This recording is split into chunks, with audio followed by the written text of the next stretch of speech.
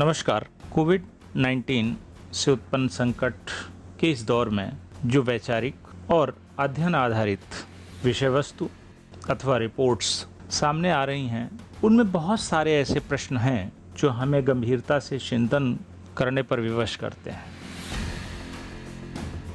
परंतु आज यहाँ पर हम 3 मूल प्रश्नों पर चर्चा करना चाह रहे हैं।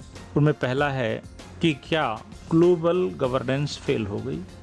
दूसरा है, क्या अमेरिका नीति या American lead model of economics असफल हो गया? और तीसरा है, क्या आने वाले समय में वैश्विक नागरिक अपने समय के सबसे कठिन इम्तिहान से गुजरने जा रहा है? जहाँ तक पहले प्रश्न की बात है, ग्लोबल मैगजीन के एक लेख की शुरुआत इसी वाक्य से हुई थी कि ग्लोबल गवर्नेंस फेल हो गई।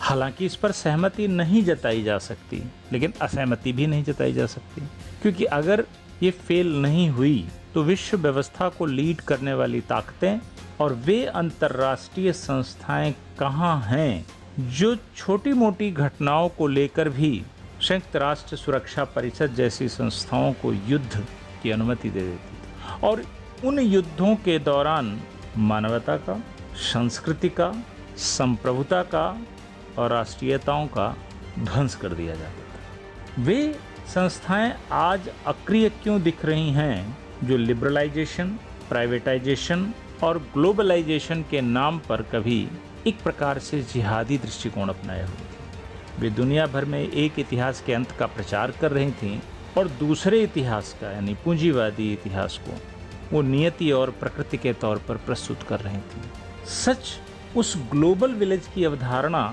कितनी पुख्ता थी जिसे 20वीं सदी के अंत और 21वीं सदी के आरंभ में लोगों के मनोवैज्ञानिक धरातल पर ठूस ठूस कर स्थापित किया जा रहा था। और उस ग्लोबल फैमिली का क्या हुआ?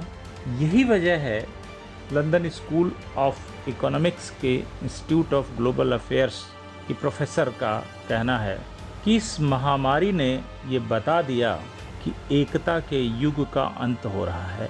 आज देश सहयोग की बजाय एक दूसरे से प्रतिस्पर्धा कर रहे हैं। निश्चित रूप से यह वैश्विक एकता और वैश्विक सुशासन के लिए अशुभ संकेत है। यानी अगर वो फेल नहीं हुई है तो फेल होने की कगार है। दूसरा विषय है कि अमेरिका जिस पूंजीवादी मॉडल को लीड कर रहा था वो काफ़ी पहले असफल हो चुका।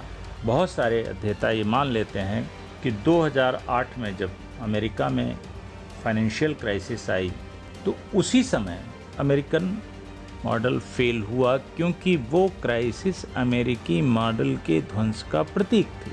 हो भी सकता है क्योंकि उसी समय विश्व बैंक के अर्थशास्त्रियों ने कहा था कि अब अर्थव्यवस्था डीकपल हो चुकी है, यानी ग्लोबलाइजेशन डी ग्लोबलाइजेशन में बदलने लगा है या डी ग्लोबलाइजेशन की श्रृंखला शुरू हो गई। लेकिन उन्होंने उसी समय ये संकेत भी दिया था कि डिकपलिंग के बाद इकोनॉमी का नेतृत्व एशिया करेगा। अब एशिया की कौन सी ताकत करेगी, चीन या भारत या दोनों मिलकर, ये अभी भी तय नहीं हो पाया है। हाँ, ये अवश्य हुआ कि अमेरिका की ओर से खाली किए गए कूटनीतिक स्थान को चीन ने भर दिया। यह चीन भरने में बहुत हद तक सफल रहा है। भले ही ये वैश्विक स्तर पर या पश्चिमी दुनिया निष्कर्ष निकाल ले कि इस वैश्विक संकट के दौरान चीन ने उस खाली स्थान को भरने की धूर्त कोशिश की है या कर रहा है, लेकिन यह स्थान रिक्त किया किसने? अब चाहे तो हम कह सकते हैं कि डोनाल्ड ट्रंप की अमेरिका फर्स्ट नीति ने, या हम ये कह सकते हैं कि विश्व में उपजी 2 प्रकार की साइको पॉलिटिकल हाइपोथेसिस ने, जिनमें एक है पोस्ट ट्रुथ की और दूसरी है नेशन स्टेट की। ये दोनों जैसे जैसे प्रभावी होते चले जाएंगे, विश्व के विभाजन को बल देने वाली रेखाएं उतनी गहरी और उतनी प्रभावशाली होती चली जाएंगी। और ऐसा शायद हुआ जिसे चीन ने कभी सैन्य शक्ति का डर दिखाकर, कभी इंफ्रास्ट्रक्चर की महत्वाकांक्षी अपनी अवसंरचना कूटनीति को आगे रखकर, या फिर विश्व की वित्तीय संस्थाओं से मुकाबला करने वाली संस्थाओं को बीजिंग और शंघाई में स्थापित कर सॉफ्ट पावर स्ट्रेटजी के द्वारा। तो इस दृश्य अगर देखें तो हम पिछले 10 साल में या 12 साल में आज जब वैश्विक महामारी के संकट तक आ गए, तो इस दौर में अमेरिकी कूटनीति ने महाशक्ति होने का दावा भले किया पर उत्तरदायित्वों का निर्वहन नहीं किया। और अब चूंकि चीन को उसे भरने का अवसर मिल गया, इसलिए चीन उसे भर रहा है। अब रही बात तीसरा जो प्रश्न उठाया गया कि बड़े इम्तहान से वैश्विक नागरिक को गुजरना पड़ेगा, क्योंकि महामारी से जो परिस्थितियां निर्मित होंगी उनमें एक तो बताया जा रहा था कि वैश्वीकरण का अंत हो जाएगा, लेकिन दूसरा जो है कि त्रासदी से पुरानी मान्यताएं टूटेंगी और नई चीज़ें सामने आएंगी। इसलिए हो सकता है कि पूरी की पूरी व्यवस्था शिफ्ट कर जाए। इसमें केवल अर्थव्यवस्थाओं का ध्वंस ही नहीं होगा, बल्कि समाजों में विषमताएं पैदा होंगी और स्टेट्स वर्सेस स्टेट्स जो द्वंद्व उभरेंगे वे नई गहरी खाइयों का निर्माण करेंगे। और हम ऐसा इसलिए कह सकते हैं कि 2 विश्व युद्धों ने यह साबित किया कि ऐसी परिस्थितियों ने संकीर्ण राष्ट्रवाद को जन्म दिया और संकीर्ण राष्ट्रवाद ने दुनिया में शांति और स्थिरता को कमजोर किया। तो ये अभी संभव है कि नेशन स्टेट और अंतर्राष्ट्रीय संस्थाओं के बीच संतुलन न स्थापित हो पाए। अगर ऐसा होता है तो बड़ी चुनौती। दूसरी एक जिस तरफ इशारा किया जा रहा है, सेपियंस के लेखक हरारी का मानना है कि पोस्ट कोरोना पीरियड में सर्विलांस राज्य की शुरुआत होगी। सर्विलांस राज्य की शुरुआत इसलिए क्योंकि सरकारें और कंपनियां लोगों को ट्रैक, मॉनिटर और मैनिपुलेट करने के लिए अत्याधुनिक टेक्नोलॉजी का इस्तेमाल करने लगी हैं। अब व्यापक निगरानी की व्यवस्था को लागू करना आसान हो जाए।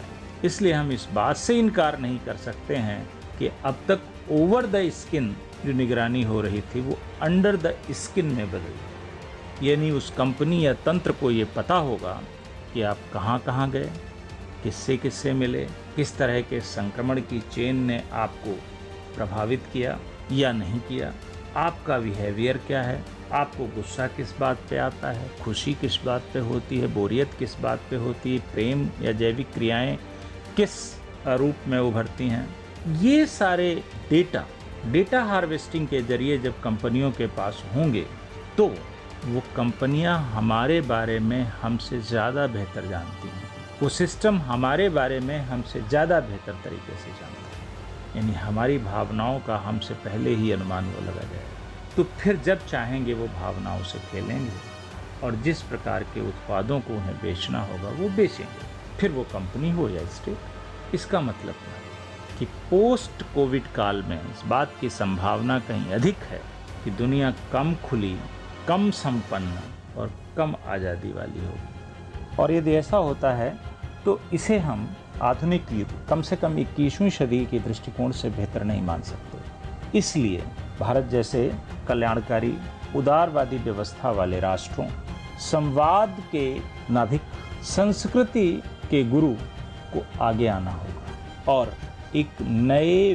वैश्विक सहकार की स्थापना करें, जिससे कि चीन जैसे राष्ट्र उस विश्व व्यवस्था में ऐसी की डायनामिक्स को प्राप्त करने में सफल ना हो सकें जो दुनिया को अधिक विभत्स बनाने का काम। देखते हैं क्या होता है। तब तक हमें अपने मस्तिष्कों की विशेषज्ञता पर आधारित होकर श्रेष्ठ उपायों के लिए विचार करना चाहिए। आप भी करिए।